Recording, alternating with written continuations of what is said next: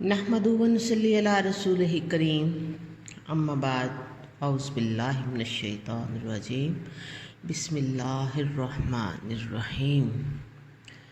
तमाम तारीफ़ें अल्लाह रब्बुल इज़्ज़त के लिए है जो तमाम जहानों का खालिक व मालिक है।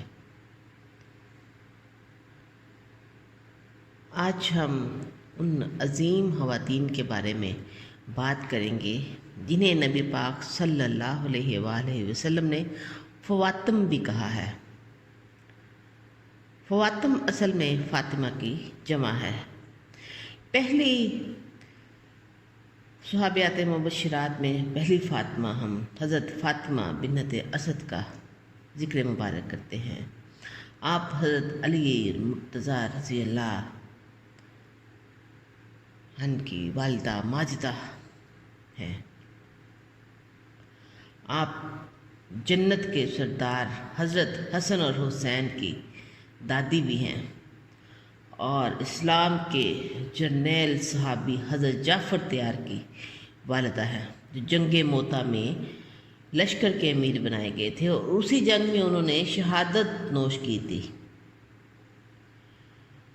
जब रसूल करीम अलैहिस्सलातु वस्सलाम पर इब्तिदा में इंतहाई मुश्किल और कठिन हालात थे तो हज़रत फ़ातिमा बिन्नत असद ने आपको माँ जैसा प्यार दिया और आपकी ऐसे हिफाजत फरमाती थी जैसे सगी माँ।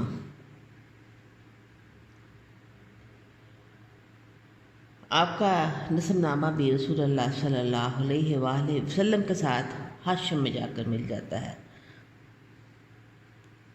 जिस तरह हज़रत फ़ातिमा बिन्नत असद ने हज़रत आमना वालिदाए माजिदा नबी करीम अलैहिस्सलातु वस्सलाम की वफ़ात के बाद रसूल अक़दस सल्लल्लाहु अलैहि वसल्लम को प्यार दिया और इस बारे में आप फरमाते थे, इलाही मेरी माँ फ़ातिमा बिन्नत असद को बख्श दे। आप वो अज़ीमुल शान खतून हैं जिन्होंने पहले ही मरहले पर इस्लाम कबूल कर लिया था।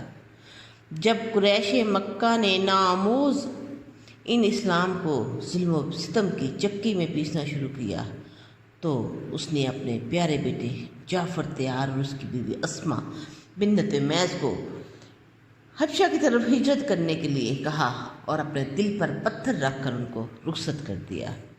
ये वो हस्ती हैं जिन्होंने शाब अबी तालिब में 3 साल का अरसा बहुत सब्र और शुक्र के साथ गुजारा।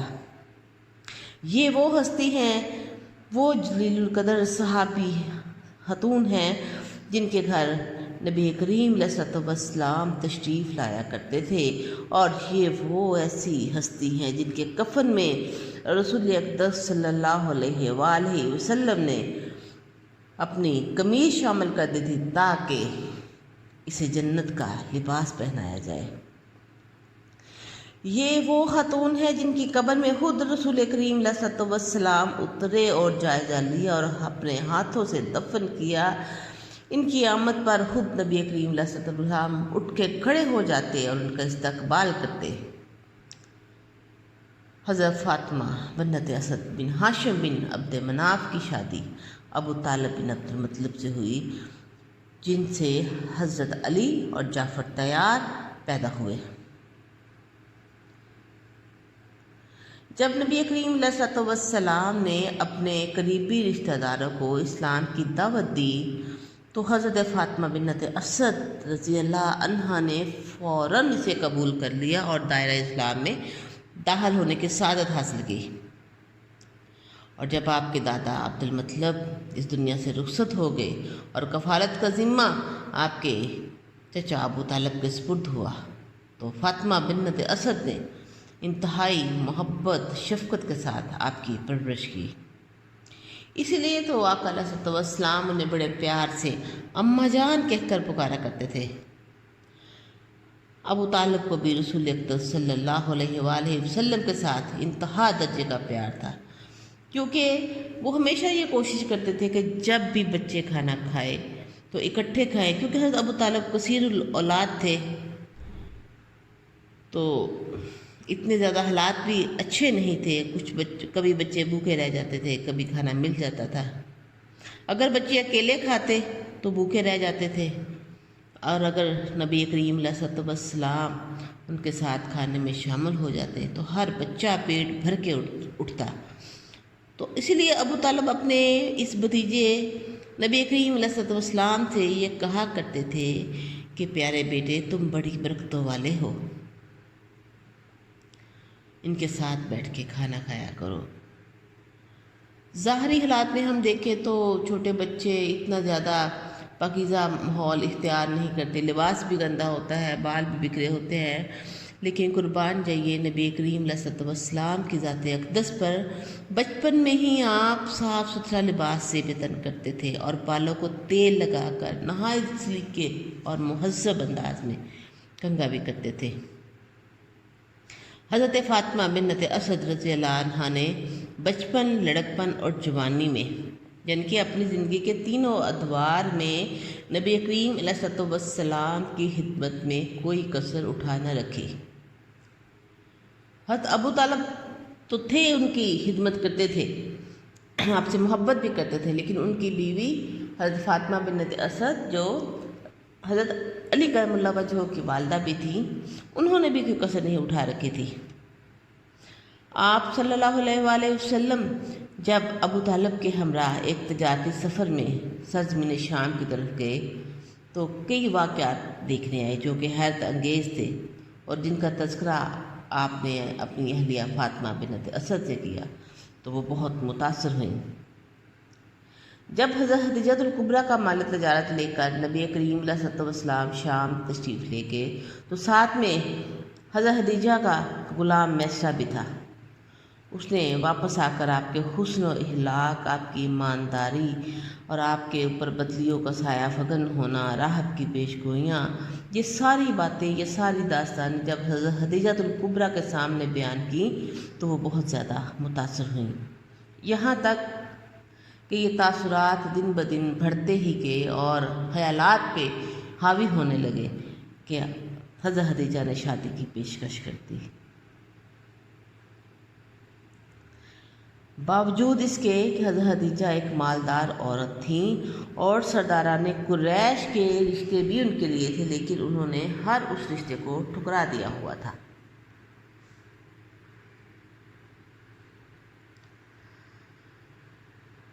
جب رسول کریم علیہ السلام نے قریش مکہ کے سامنے اسلام کی دعوت پیش کی اور ایک اللہ کی پرستش کا حکم دیا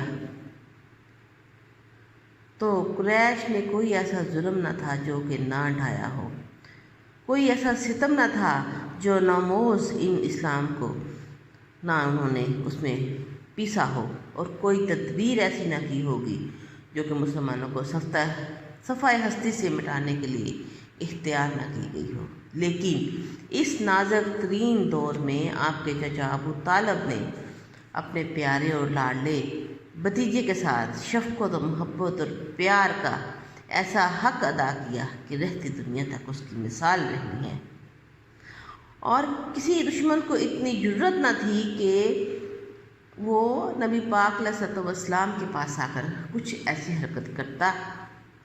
حضرت فاطمہ بنت اسد رضی اللہ عنہا نے ان مشکل حالات میں اپنے شوہر کی معاونت کی اور ان کے ساتھ ہی ایسا مشفقانہ سلوک کیا جیسے کہ ماں اپنے بیٹے سے کرتی ہے۔ اسی وجہ سے نبی کریم علیہ السلام ان کا حد درجہ احترام فرماتے تھے۔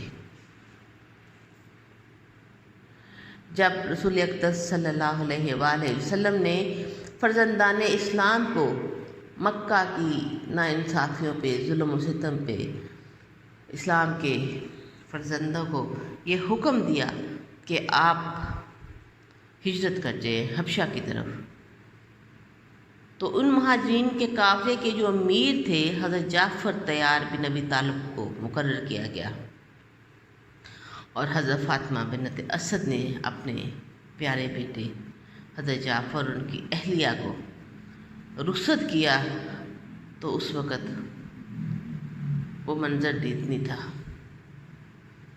کیونکہ آپ کا یہ بیٹا نبی کریم علیہ السلام کا ہم شکل تھا اور بلاغت ذہین تھا، فصاحت و بلاغت تو انہیں ورثے میں ملی تھی، انداز گفتگو بادشاہوں جیسا تھا۔ جب کسی سے ہم کلام ہوتے تو مخاطب ان کے اس انداز کو دیکھ کر حیران رہ جاتا۔ یہی وجہ ہے کہ جب حبشہ کے حکمران نجاشی کے دربار میں حضرت جعفر طیار رضی اللہ عنہ نے فصیحانہ انداز میں ترجمانی کے فرائض سر انجام دیے تو نجاشی بادشاہ متاثر ہوئے بغیر نہ رہ سکا۔ قریش مکہ نے ظلموں کی انتہا کرتے ہوئے بنو ہاشم کو محصور کر کے رکھ دیا اور مکمل طور پہ بائیکاٹ کر دیا، اور یہ عرصہ 3 سال تک محیط تھا۔ مسلمان اقتصادی لحاظ سے بہت مشکلوں سے گزر رہے تھے۔ بچے بھوک سے بلبلاتے تھے اور بڑوں سے ان کی بے بسی بھی نہ دیکھی جاتی تھی۔ درختوں کے پتے گھاس کھا کر رکیلے چمڑے کو چوس کر پیٹ کی آگ کو ٹھنڈا کیا جاتا تھا۔ یہ دور حضرت فاطمہ بنت اسد رضی اللہ عنہا نے انتہائی صبر و تحمل سے گزارا۔ بعثت کے 10ویں سال شب ابی طالب کی سخت ترین قید سے رہائی مل گئی، تو اس سال رسول اقدس صلی اللہ علیہ وآلہ وسلم کی زوجائے پیاری رفیقہ حیات حضرت خدیجہ الکبریٰ اللہ کو پیاری ہو گئی۔ آپ ان کی جدائی کو بہت زیادہ محسوس کرتے اور غمزدہ رہنے لگے۔ تھوڑے ہی عرصے کے بعد آپ کے پیارے چچا ابو طالب بھی داغ مفارقت دے گئے، اور آپ اور زیادہ جدائی کو محسوس کرنے لگے اور غم کو محسوس کرنے لگے، اور اس سال کو عام الحزن یعنی غم کا سال قرار دیا گیا۔ ان دونوں شخصیات کے دنیا سے چلے جانے کے بعد قریش مسلمانوں پر اور بھی زیادہ سختیاں کرنے لگے، اور جب ظلم و ستم کی انتہا ہو گئی تو اللہ تعالیٰ نے اپنے پیارے نبی حضرت محمد صلی اللہ علیہ وآلہ وسلم کو مدینہ منورہ ہجرت کر کے چلے جانے کا حکم صادر فرما دیا۔ مدینہ منورہ کی طرف ہجرت اختیار کرنے والوں میں حضرت فاطمہ بنت اسد رضی اللہ عنہا بھی تھی۔ جب رسول اللہ صلی اللہ علیہ وآلہ وسلم نے اپنی لاڈلی بیٹی کا نکاح حضرت علی رضی اللہ عنہ سے کیا تو ایک گھر میں 2 فاطمہ جمع ہو گئی، یعنی کہ خوش دامن بھی فاطمہ اور بہو بھی فاطمہ۔ حضرت علی رضی اللہ عنہ بیان کرتے ہیں کہ ایک روز رسول اکرم صلی اللہ علیہ وآلہ وسلم نے مجھے ایک نفیس، عمدہ اور قیمتی بڑے سائز کی چادر عنایت کی اور ارشاد فرمایا، یہ فواتم میں برابر برابر تقسیم کر دو۔ تو فواتم کیا ہوا؟ فواتم فاطمہ کی جمع ہے، اور اس وقت آپ کے گھرانے میں 4 خواتین فاطمہ کے نام کی تھی۔ دیکھیے فاطمہ نام کس قدر پیارا ہے، اور جو 4 خواتین تھیں ان کے نام یہ ہیں: فاطمہ بنت اسد جو حضرت علی کی والدہ تھی، فاطمہ بنت محمد نبی پاک علیہ السلام کی پیاری شہزادی، فاطمہ بنت حمزہ حضرت حمزہ کی بیٹی فاطمہ، فاطمہ بنت شیبہ یہ حضرت علی کے بھائی عقیل بن ابی طالب کی بیوی تھی۔ حضرت علی فرماتے ہیں کہ میں نے تعمیل ارشاد کرتے ہوئے چادر کے 4 حصے کیے اور 4 حصے ان فواتم میں تقسیم کر دیے اور ہر فاطمہ کو ایک حصہ دے دیا۔ حضرت انس بن مالک رضی اللہ عنہ بیان کرتے ہیں کہ جب حضرت فاطمہ بنت اسد رضی اللہ عنہ کی وفات کا رسول اقدس صلی اللہ علیہ وآلہ وسلم کو پتہ چلا تو آپ اسی وقت گھر پہنچے اور میت کے پاس بیٹھ کر افسردہ انداز اختیار کیا اور فرمانے لگے، بہت غمزدہ ہوئے کہ اے اماں جان، اللہ آپ کو اپنے سایہ رحمت میں جگہ دے۔ میری والدہ کے بعد کتنی مرتبہ آپ خود بھوکی رہیں، لیکن مجھے خوب کھانے کو دیا، پہننے کو لباس دیا، کھانے کے لیے عمدہ چیزیں مہیا کی اور خود ان سے اپنے ہاتھ روک کے رکھا۔ یقیناً آپ کا یہ عمل اللہ تعالیٰ کی رضا اور آخرت اور کامیابی کے لیے ہے۔ جب قبر تیار ہو گئی تو رسول اللہ صلی اللہ علیہ وآلہ وسلم پہلے خود قبر میں اترے اور اس کا جائزہ لیا، وہاں پہ لیٹ کے دیکھا اور پھر اپنے مبارک ہاتھوں سے انہیں قبر میں اتارا۔ تاریخ میں 5 ایسی خوش نصیب شخصیات ہیں جن کی قبروں میں رسول اقدس صلی اللہ علیہ وآلہ وسلم جائزہ لینے کے لیے خود اترے۔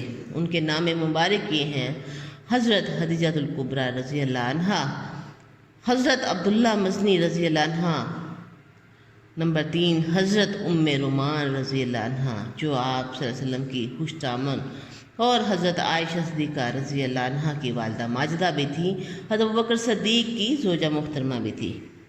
نمبر 4 پہ حضرت فاطمہ بنت اسد رضی اللہ عنہ، اور 5ویں نمبر کے شہزادے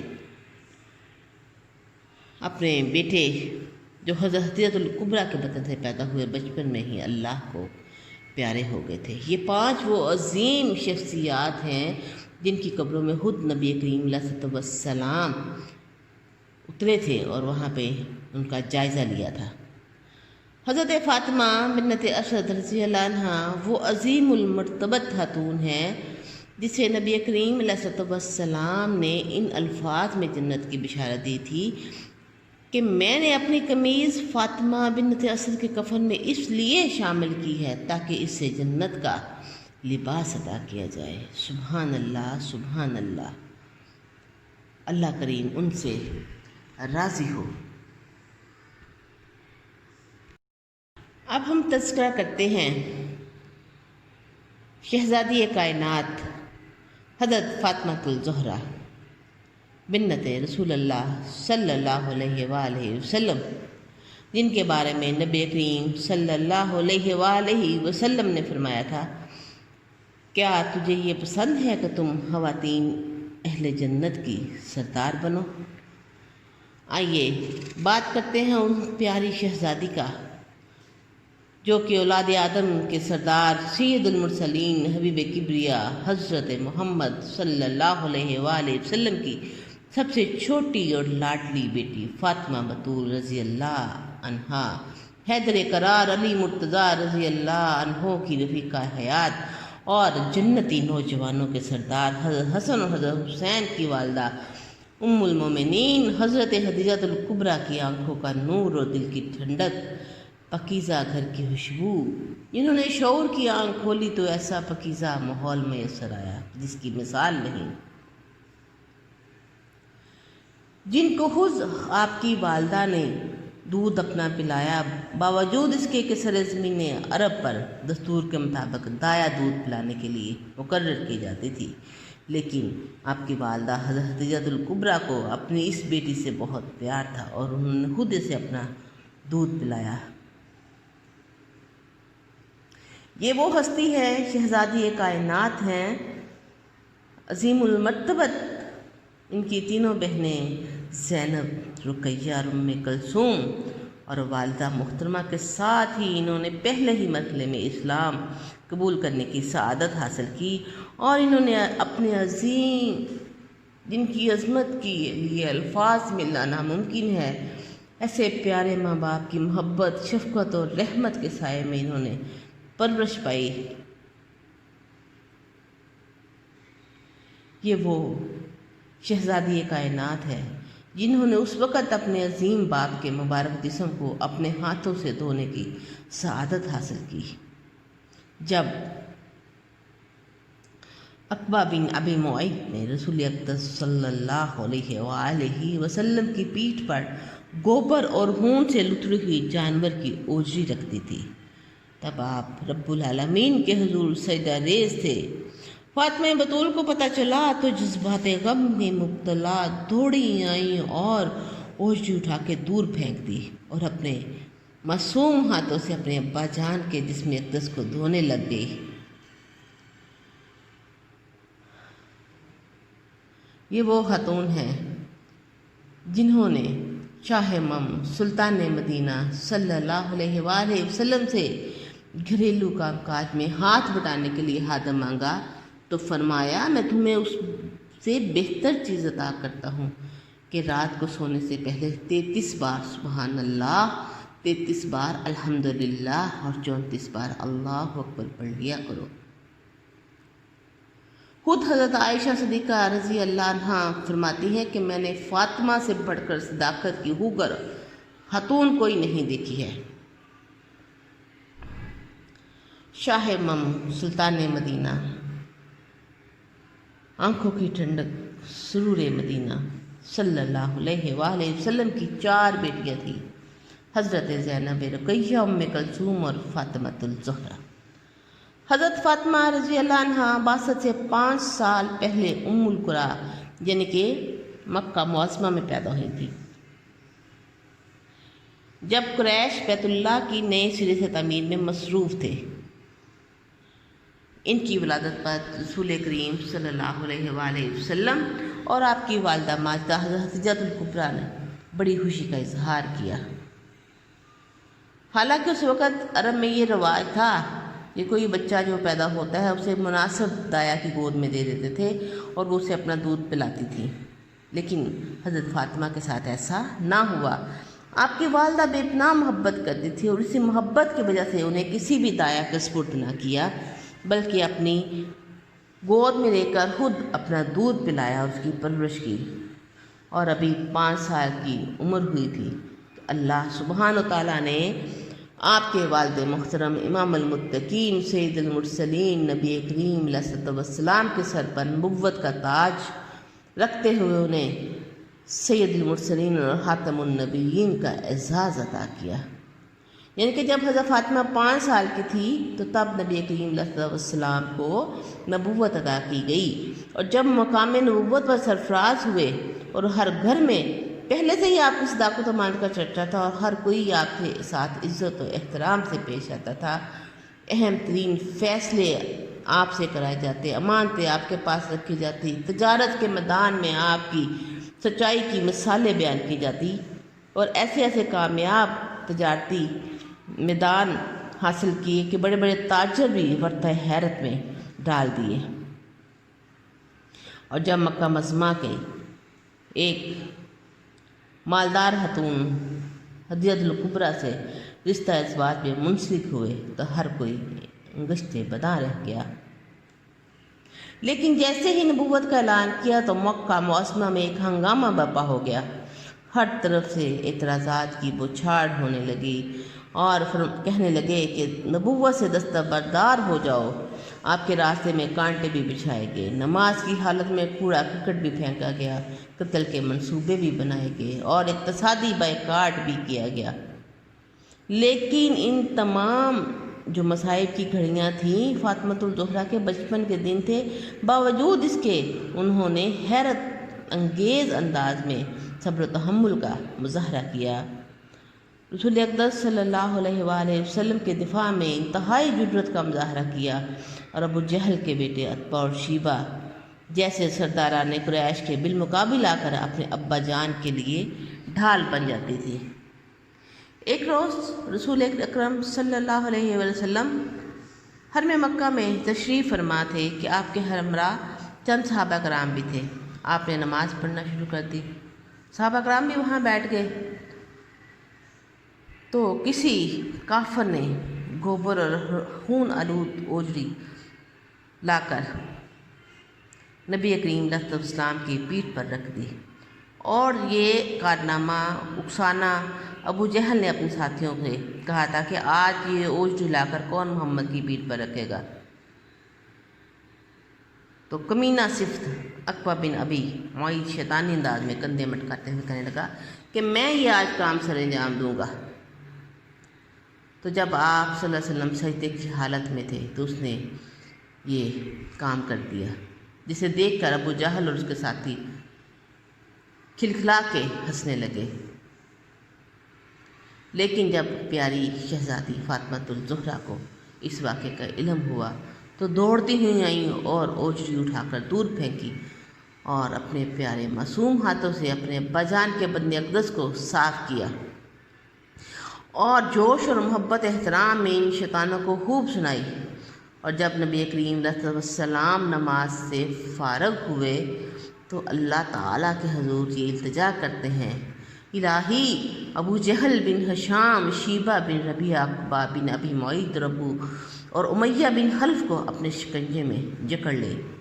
اور یہ سارے شیطان غزوہ بدر میں موت کی گھاٹ اتار دیے گئے تھے، لیکن عقبہ بن ابی معیط کو قیدی بنا کر جب شاہ سلطان مدینہ کی خدمت میں پیش کیا گیا تو آپ نے اسے قتل کرنے کا حکم صادر فرمایا۔ تو اس نے کانپتے ہوئے لہجے میں کہا، میرے بچوں کا کیا انجام ہوگا؟ فرمایا، جہنم۔ پوچھا، کیا مجھے قریشی ہونے کے باوجود قتل کر دیا جائے گا؟ نبی کریم صلی اللہ علیہ وسلم نے فرمایا، ہاں۔ پھر آپ نے صحابہ اکرام کی طرف نگاہ اٹھاتے ہوئے ارشاد فرمایا، کیا تمہیں معلوم ہے کہ اس ناہنجار کا جرم کیا ہے؟ اس نے ایک مرتبہ میری گردن پر پاؤں رکھ کر پورے زور سے دبایا جبکہ میں حالت سجدہ میں تھا۔ مجھے محسوس ہوا کہ میری آنکھیں ابھی باہر آ جائیں گی۔ اور دوسری مرتبہ بھی اس بدبخت نے میری کمر پر خون اور گوبر سے لتھڑی ہوئی اونٹ کی اوجی رکھ دی، جسے میری بیٹی فاطمہ نے آ کر اٹھایا اور میرے جسم کو پانی سے صاف کیا۔ اسی طرح ایک اور واقعہ حضرت فاطمہ الزہرا رضی اللہ عنہا سے ہے کہ ایک روز ابو جہل حرم میں بیٹھا اپنے ساتھیوں سے مشورہ کر رہا تھا کہ نبوت کا دعویٰ کرنے اور ایک اللہ کو معبود برحق ثابت کرنے اور ہمارے خداؤں کو بے اختیار قرار دینے کے جرم میں حضرت محمد صلی اللہ علیہ وسلم پر مشترکہ طور پر حملہ کر کے ان کا کام تمام کر دیتے ہیں۔ جب حضرت فاطمہ الزہرا کو ان کے اس منصوبے کا علم ہوا تو روتی ہوئی آنسو بہاتی ہوئی ذات اقدس کی خدمت میں حاضر ہوئی۔ فرمایا کہ ابا جان، ابو جہل اور اس کے ساتھی آپ کو قتل کرنے کا منصوبہ بنا رہے ہیں، اور انہوں نے اپنے بتوں منات، لات، عزا اور نائلہ کی قسمیں کھائی ہیں کہ جب بھی آپ باہر نکلیں تو آپ پر حملہ کر دیا جائے گا۔ اپنے معصومانہ جذبات کا اظہار کرتی ہیں اور فرماتی ہیں کہ ابا جان اب کیا ہوگا، خوف سے کانپ رہی ہیں۔ تو رسول کریم علیہ الصلوۃ والسلام نے اپنی بیٹی کو دلاسا دیتے ہوئے کہا، بیٹا گھبراؤ نہیں، اللہ تیرے باپ کا محافظ ہے۔ اور اس کے بعد آپ وضو کر کے گھر سے نکلے، حرم میں تشریف بھی لے گئے۔ ابو جہل اس کے ساتھیوں کے پاس سے گزرے، انہوں نے سر اٹھائے اوپر دیکھا، پھر اپنے سروں کو نیچے کر لیا۔ تمہارے چہرے خاک آلود ہوں، یہ کہتے ہوئے آپ نے مٹی کی مٹھی پکڑ کر ان کی طرف اچھال دی اور تسلی سے نماز ادا کی، اور کسی کو یہ جرأت نہ ہوئی کہ اپنی جگہ سے اٹھے۔ خوف سے ان کی زبانیں بند ہو گئی تھیں۔ اسی طرح ایک دن حضرت فاطمہ الزہرا رضی اللہ عنہا کا بیٹا ابو جہل بن ہشام کے پاس سے گزر ہوا۔ جب حضرت فاطمہ ان کے پاس سے گزری تو اس خبیث انسان نے ایک زوردار تمانچہ رسید کیا۔ تو حضرت فاطمہ قریش کے سردار ابو سفیان کے پاس گئیں اور ابو جہل کے اس ناروا سلوک کی شکایت کی تو وہ غصے میں اٹھا اور حضرت فاطمہ الزہرا کو اپنے ہمراہ لیا اور ابو جہل کے پاس آیا اور فاطمہ سے کہا، بیٹا تم بھی اس بدبخت کو اسی طرح تماچا رسید کو جیسے اس نے تمہارے منہ پہ تماچا مارا تھا۔ حضرت فاطمہ نے ایک زناٹے دار تھپڑ اس کے منہ پہ مارا اور پھر یہ واقعہ رسول اللہ صلی اللہ علیہ وآلہ وسلم کو سنایا۔ یہ بات سن کر سید المرسلین ابو سفیان کے رویے سے بہت خوش ہوئے اور اس کے لیے ہدایت کی دعا کی، اسی دعا کا نتیجہ تھا کہ اللہ تعالیٰ نے انہیں فتح مکہ میں دین اسلام قبول کرنے کی سعادت عطا کر دی۔ رسول کریم علیہ الصلوۃ والسلام کو نبوت کا دعویٰ کیے ہوئے 7 سال کا عرصہ بیت چکا تھا۔ قریش مکہ نے اس پیغام کو دبانے کے لیے ایڑی چوٹی کا زور لگایا۔ اسلام کے بیٹوں کو ہر طرح کے ظلم و ستم کا نشانہ بنایا، تپتی ہوئی صحرا میں لٹایا، ریت پر برہنہ بدن گھسیٹا، لوہے کی گرم سلاحوں سے جسم بھی جلائے، لیکن جس نے اسلام کا دامن پکڑ لیا تھا وہ چھوڑ نہ سکا، بلکہ دن بدن اس میں اضافہ ہی ہوتا گیا۔ جب حمزہ بن عبد المطلب اور عمر بن خطاب نے اسلام قبول کرنے کا اعلان کیا تو مکہ معظمہ میں ایک ہنگامہ برپا ہو گیا۔ ہر طرف سے سرداران قریش پر دباؤ ڈالا گیا کہ کچھ کرو، نہیں تو تمہارا رعب و دبدبہ خاک میں مل جائے گا۔ ان تمام صورتحال کو مد نظر رکھتے ہوئے ابو جہل نے مکہ کے رؤسا جو تھے، امیر کبیر جو تھے، وہاں کے سردار، ان کو اکٹھا کیا اور پوچھا کہ ہمارے آباء و اجداد کے دین کے خلاف اٹھنے والی اس نئی تحریک کا سدباب کس طرح کیا جائے۔ اسی مجلس میں فاجر و فاسق، شر پسند اور شیطان کا دست راس نضر بن حارث بھی تھا، جو کہ بہت چلاک اور شاطر تھا۔ اس نے کہا، محمد صلی اللہ علیہ وآلہ وسلم ان کے جانساروں کا اور ان کی اخلاقی اور اقتصادی مدد کرنے والے بنو ہاشم اور بنو عبد المطلب کا سوشل بائیکاٹ کر دیا جائے۔ اس بات کے نتیجے میں نبی کریم علیہ السلام کے خاندان کے ساتھ سوشل بائیکاٹ کر دیا گیا، انہیں شعب ابی طالب میں محصور کر دیا گیا، اور ہر چیز کی کڑی نگرانی کی جانے لگی کہ باہر سے کوئی بھی چیز جو ہے ان تک پہنچ نہ پائے، یہاں تک کہ لوگ خود ہی بھوکے پیاسے تڑپ تڑپ کر مر جائیں۔ یہ انوکھی تجویز سن کر حاضرین نے بھی تائید کی، اور اسی طرح مسلمانوں سے ان کی اخلاقی مدد کرنے والے بنو ہاشم اور بنو عبد المطلب کو ابو طالب کی وسیع و ریز حویلی میں بند کر دیا گیا۔ اور یہ محاصرہ کوئی 2-4 دن کا تو تھا نہیں، بلکہ پورے 3 سال تک یہ محاصرہ رہا۔ بچوں کی چیخیں، بوڑھوں کی سسکیاں، بچوں کا بلکنا، کچھ بھی نہ وہ دیکھتے تھے اور انتظار کرتے تھے کہ کب یہ ختم ہو جائے۔ لیکن کوئی بھی ایسا فرد نہیں تھا جو کہ ان سخت ترین تکالیف کے باوجود اسلام سے دستبردار ہوتا۔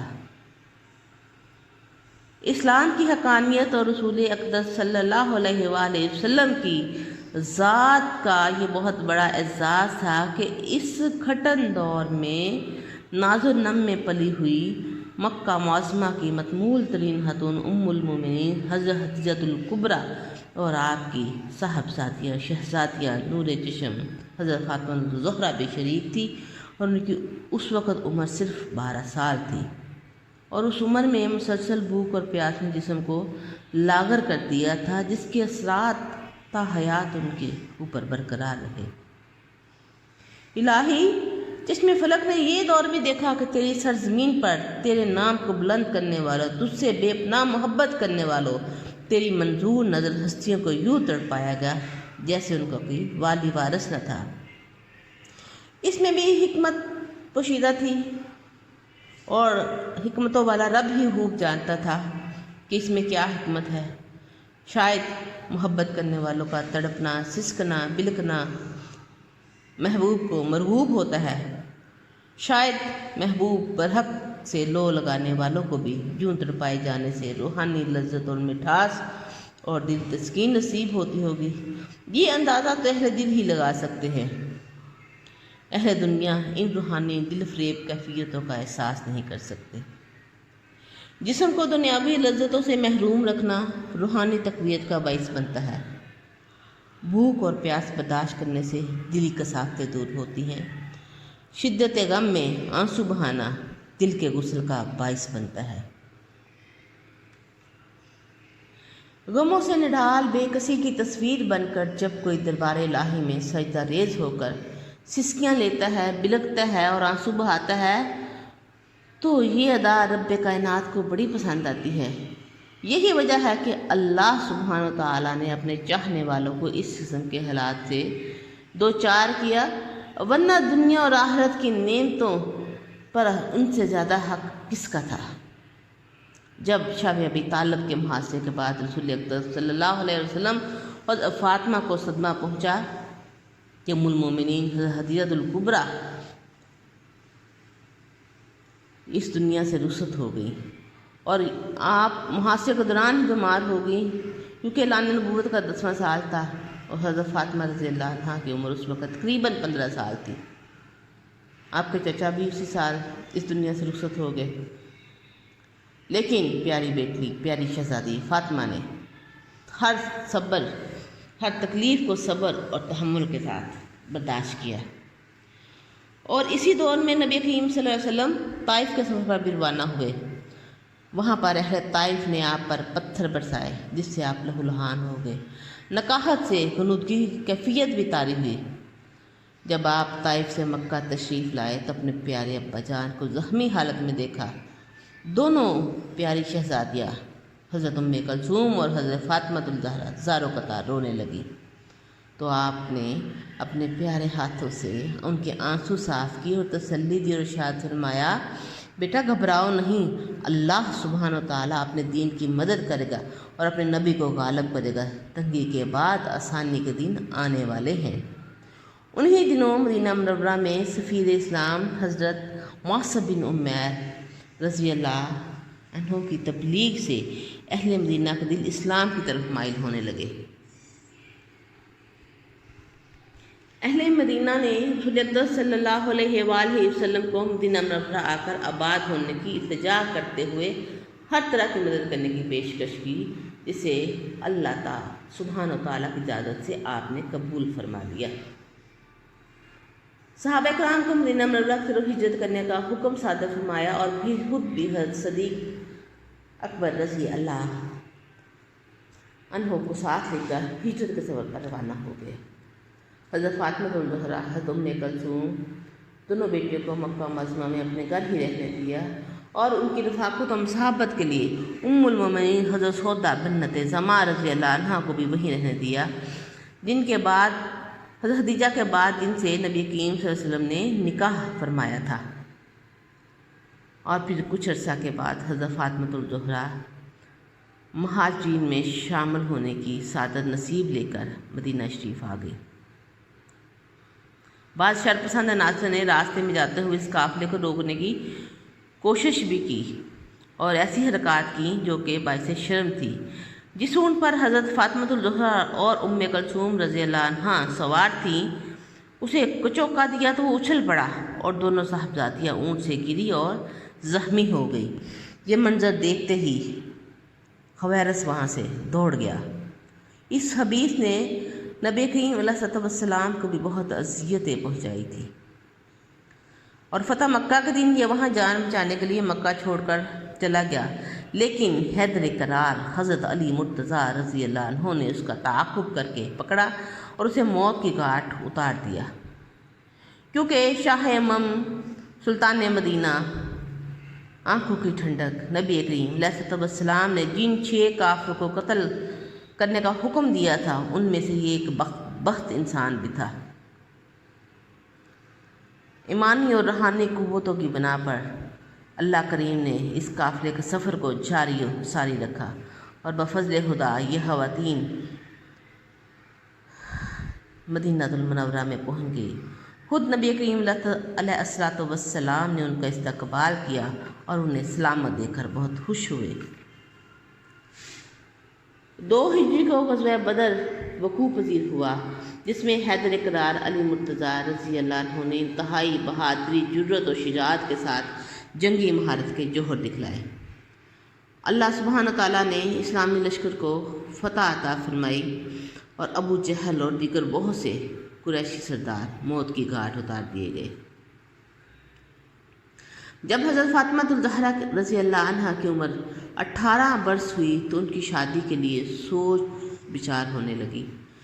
بعض مشہور و معروف شخصیات کی جانب سے پیغام آئے، لیکن آپ صلی اللہ علیہ وآلہ وسلم نے فرمایا کہ میں اللہ سبحانہ تعالیٰ کے فیصلے کا منتظر ہوں۔ پھر ایک روز ایسا ہوا کہ حضرت علی رضی اللہ عنہ نگاہیں جھکائے، شرمیلا انداز اپنائے آپ کی بارگاہ اقدس میں حاضر ہوئے۔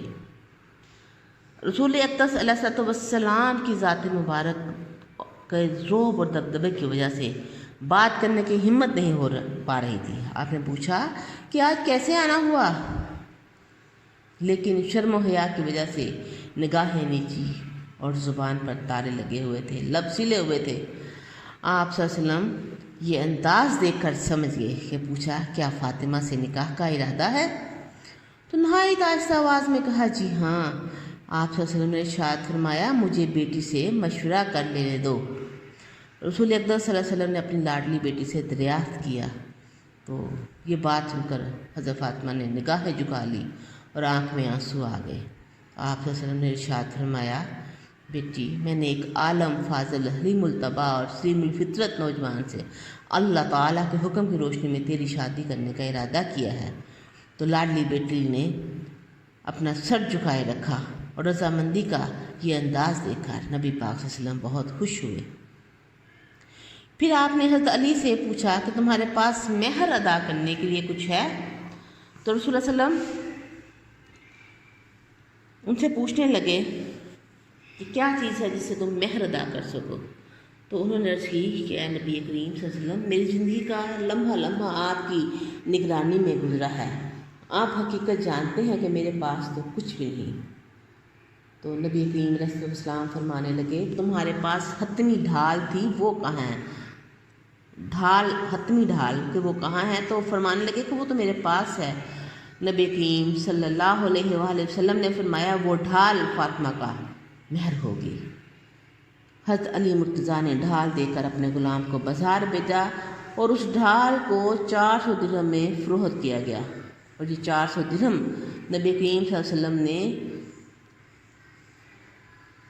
لے لیے اور پھر ارشاد فرمایا اس رقم میں سے استعمال کے لیے خوشبو اور گھریلو ضروریات کی اشیاء خرید لاؤ۔ پھر اپنے خادم خاص حضرت انس بن مالک کو کہا کہ جاؤ ابو بکر، عثمان، طلحہ، زبیر اور دیگر انصار و مہاجرین رضی اللہ عنہ اجمعین کو بلا لاؤ۔ اور جب یہ جہانسار صحابہ اکرام تشریف لائے تو رسول اقدس صلی اللہ علیہ وسلم نے حضرت علی سے کہا اپنے نکاح کا خطبہ خود پڑھو، اور اس طرح حضرت علی نے شرماتے ہوئے باادب انداز میں آپ کے حکم کی تکمیل کی اور اپنے نکاح کا خطبہ خود ادا کیا، جس کا ترجمہ کچھ یوں ہے: الحمدللہ شکراً، یعنی کہ سب تعریفیں اللہ کے لیے ہیں اور اس کی نعمتوں اور احسانات کا شکر بجا لاتے ہوئے، اور میں گواہی دیتا ہوں کہ اللہ کے سوا کوئی معبود حقیقی نہیں، ایسی گواہی جو اس تک پہنچتی ہے اور اس کی رضا کا باعث بنتی ہے۔ یہ حضرت محمد رسول اللہ صلی اللہ علیہ وسلم نے اپنی بیٹی فاطمہ رضی اللہ عنہ کی شادی میرے ساتھ کی ہے اور مہر 400 درہم مقرر کیا ہے۔ اب حاضرین، جو آپ صلی اللہ علیہ وسلم ارشاد فرمائیں اسے سنو اور گواہ رہنا۔ پھر نبی کریم صلی اللہ علیہ وسلم نے بھی حمد و ثنا کے بعد خطبہ پڑھا، ایجاب قبول کرایا، مہر کا اعلان کیا، حاضرین کو خبر دی کہ مجھے اس نکاح کے لیے اللہ رب العزت نے حکم دیا ہے، اور دونوں کے لیے برکت کی دعا کی۔ بعد ازاں حاضرین کی خدمت میں کھجوروں کا بھرا ہوا ایک تھال پیش کیا، سب نے کھجوریں کھائیں اور دولہا دلہن کے لیے خیر و برکت کی دعا کی۔ حضرت حمزہ رضی اللہ عنہ نے اپنے بھتیجے حضرت علی المرتضیٰ کی شادی کی خوشی میں ولیمے کا اہتمام کیا اور اس موقع پر اونٹ بھی ذبح کیے گئے۔ اب آپ کو بتاتے ہیں کہ حضرت فاطمہ بطول دختر رسول صلی اللہ علیہ وآلہ وسلم کو نیا گھر بسانے کے لیے گھریلو ضروریات کی جو اشیاء مہیا کی گئی تھی وہ کون سی تھی؟ ان میں ایک چارپائی، چمڑے کا بنا ہوا ایک تکیہ جس میں کھجور کے پتے بھرے ہوئے تھے، نہانے کے لیے ایک برتن، ایک مشکیزہ پیالہ اور آٹا پیسنے کے لیے ایک چکی تھی۔ رہائش کے لیے جو گھر میسر آیا وہ مسجد نبوی سے قدرے دور تھا، جبکہ نبی کریم صلی اللہ علیہ وآلہ وسلم کی یہ دلی تمنا تھی کہ ان کی رہائش کا اہتمام مسجد نبوی کے قریب کیا جائے۔ حارثہ بن نعمان انصاری رضی اللہ عنہ کو سید المرسلین کی دلی خواہش کا پتہ چلا تو آپ بارگاہ رسالت میں حاضر ہوئے اور عرض کی کہ یا رسول اللہ صلی اللہ علیہ وسلم، مسجد نبوی کے قریب میرا گھر ہے، اگر آپ کو پسند آئے تو وہ حضرت فاطمہ کے لیے قبول فرمانے لگے اور کہنے لگے کہ مجھے وہ گھر زیادہ عزیز ہوگا جسے آپ قبول فرما لیں گے۔ تو رسول اکرم صلی اللہ علیہ وآلہ وسلم نے اپنے اس جانسار صحابی کی پیشکش کو قبول کر لیا اور گھر لے کر اپنی پیاری لاڈلی بیٹی فاطمہ بطول کو دے دیا اور اس کے برکت کے لیے دعا کی۔ حضرت فاطمہ الزہرا نے اپنے شوہر کے ساتھ اس گھر میں رہائش کا اہتمام کیا۔ گھریلو استعمال کے لیے مشکیزے میں پانی لانا، چکی پیسنا، یہ روزانہ کے معمولات میں شامل تھا۔ روز شاہ امم سلطان مدینہ صلی اللہ علیہ وسلم کی خدمت میں وافر مقدار میں مال غنیمت آیا، جس میں قیمتی ساز و سامان کے علاوہ غلام بھی تھے۔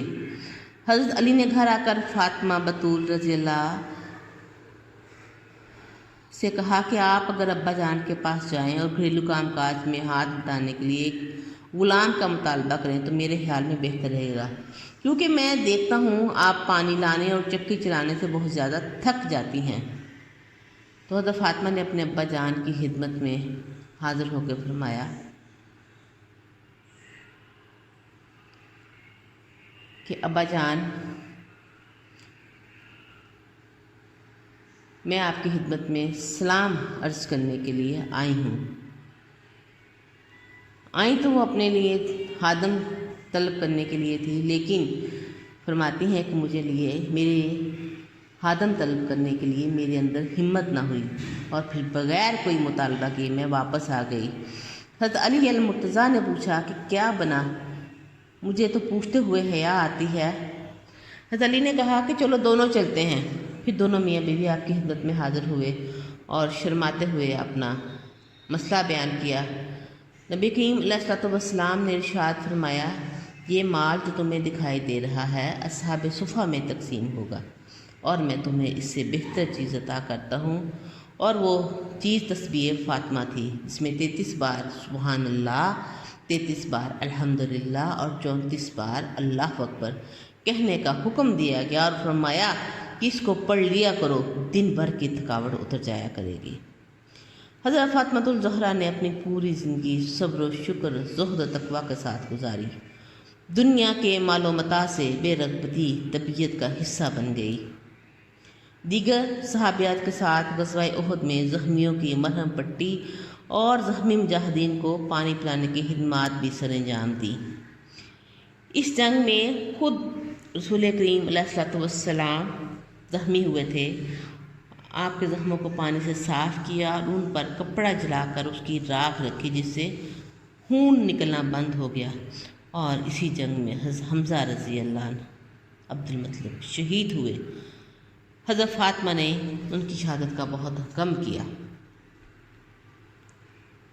بخاری شریف میں ایک روایت ہے کہ ایک مرتبہ رسول اقدس صلی اللہ علیہ وسلم سے دریافت کیا گیا کہ آپ کو لوگوں میں سے سب سے زیادہ کون پسند ہے؟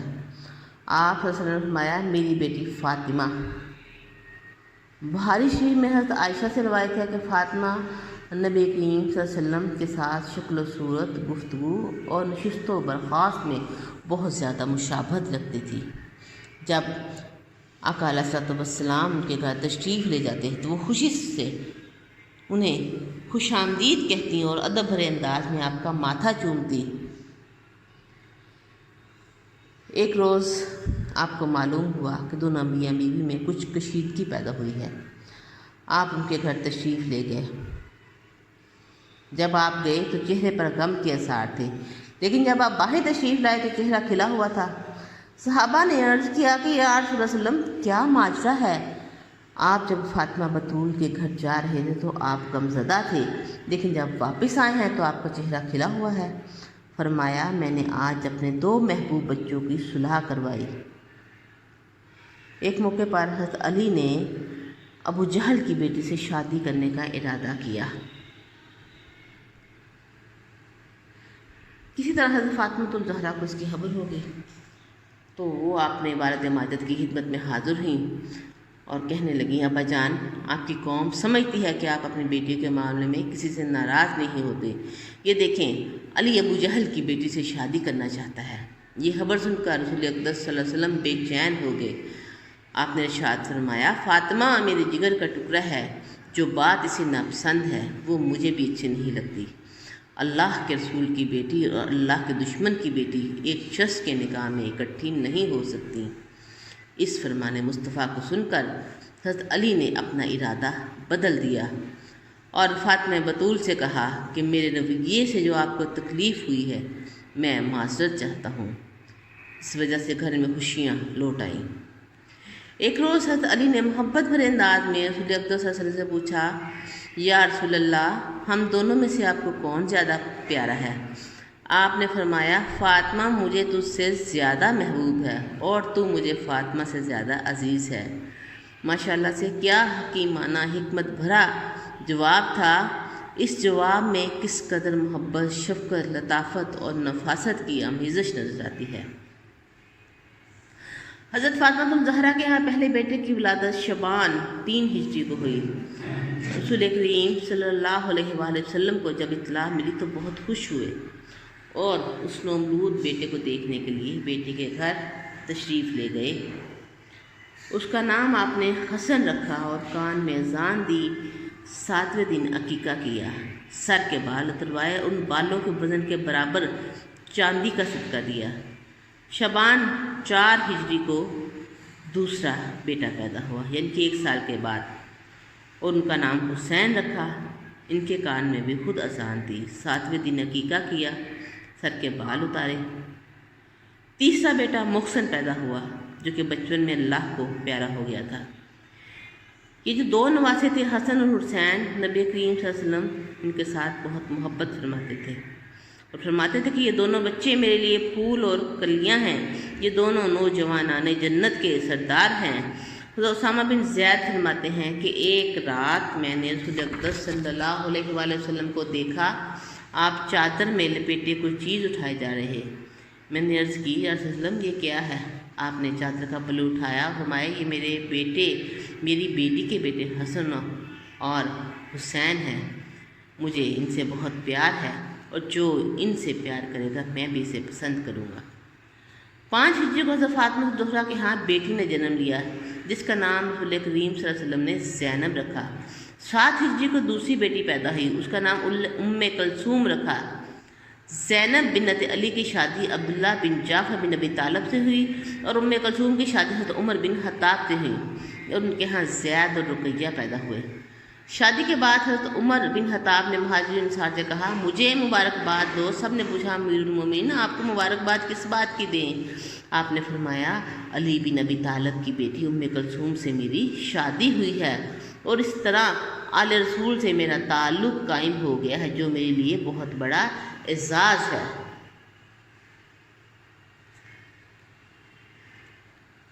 ابن عبداللہ نے حضرت فاطمہ الزہرا کے فضائل بیان کرتے ہوئے لکھا ہے کہ جب نبی کریم صلی اللہ علیہ وسلم کسی جنگ یا سفر سے واپس تشریف لاتے تو پہلے مسجد نبوی میں جا کر 2 رکعت نماز ادا کرتے، پھر فاطمہ الزہرا کے گھر جاتے اور اس کے بعد ازواج مطہرات کے ہاں تشریف لے جاتے۔ یعنی کہ جب سفر و ہجرت سے واپسی ہوتی تو اللہ کے ہاں شکرانے کا نفل ادا کرتے اور بیٹی کے گھر جاتے اور پھر اپنی ازواج مطہرات کے گھر جاتے۔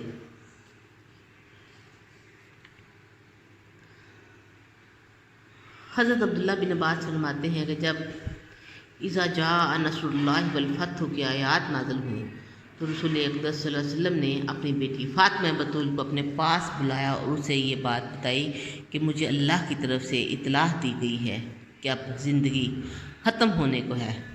یہ بات کا سن کر لاڈلی بیٹی فاطمہ نے رونا شروع کر دیا۔ آپ نے ارشاد فرمایا، تم میرے خاندان میں سب سے پہلے مجھے ملو گی۔ جب آپ نے اس بات کو سنا تو ہنسنا شروع کر دیا۔ نبی کریم صلی اللہ علیہ وآلہ وسلم کی طبیعت جب زیادہ خراب ہوئی اور غشی کے دورے پڑنے لگے تو فاطمہ بتول نے روتے ہوئے آہیں بھرتے ہوئے کہا، ہائے میرے ابا جان، ہائے میرے ابا جان کی تکلیف کی گھڑیاں۔ تو بیٹی کی افسردہ حالت کو دیکھا اور فرمایا کہ پیاری بیٹی، آج کے بعد آپ کے ابا جان کو کوئی تکلیف نہیں ہوگی، شاید میری بیٹی تیرے ابا جان آرام دہ منزل کی طرف روانہ ہونے والے ہیں۔ رسول کریم علیہ السلام اللہ تعالیٰ کو پیارے ہو گئے تو فاطمہ بتول دختر رسول صلی اللہ علیہ وآلہ وسلم زار و قطار رونے لگی۔ رسول اللہ صلی اللہ علیہ وسلم کے زندگی کے آخری ایام ام المومنین حضرت عائشہ صدیقہ کے حجرے میں تھے۔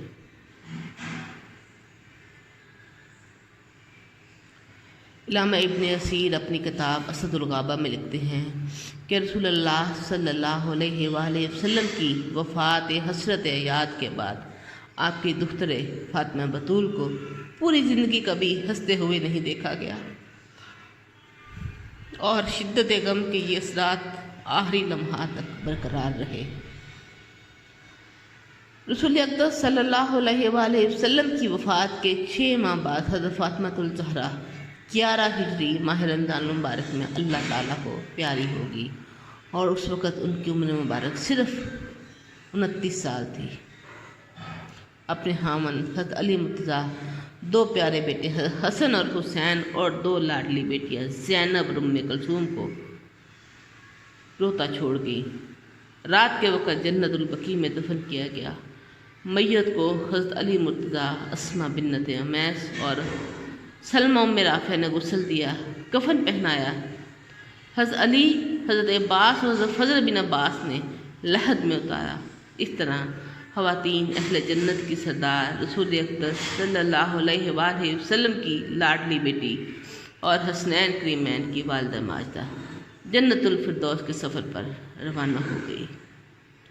اللہ کریم ان سے راضی ہو اور مجھ سے بھی بولنے میں پڑھنے میں جو غلطی ہوئی ہے اللہ مجھے معاف فرمائے۔ وآخر دعوانا ان الحمد للہ رب العالمین۔